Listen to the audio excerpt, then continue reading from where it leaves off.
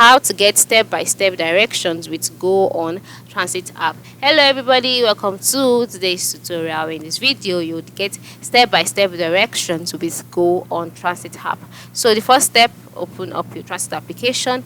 On the main screen you would see a map with your current location. Your current location is usually marked with the pink color, as you can see on my screen, and a list of nearby transit lines along with our next departure lines. Now, as you can see on my screen, I am currently in an unsupported region, and as a result of that, some features will not be available to me, which includes the departure lines and the transit lines.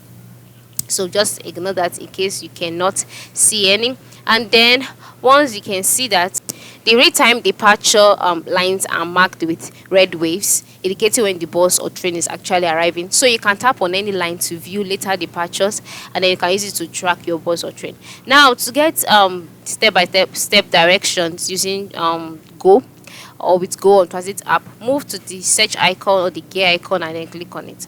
Then after clicking on it, you'll be brought to the page where you would see some icons, and then you'll see the Go option. Alright, so once you can see it, just tap on it. Now I'm tapping on it, but it's not working because I can't use it.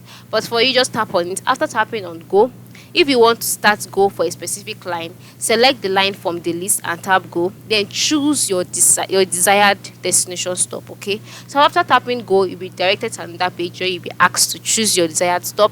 Ensure you'll type this, and then Go would provide timely notification for when it's time to leave, change lines, get off the bus or train. So after typing your desired destination stop, follow the on-screen instructions of how you can plan a trip, and then Go would provide timely notification for when it's time to leave, change lines, and get off of the bus. By using Go, you will also anonymously share your bus or train location with other users, improving the accuracy of real-time information in your city, and also for the sake of security. So this is how it is. It is very simple. Just follow the procedures and you are good to go. Have a good day.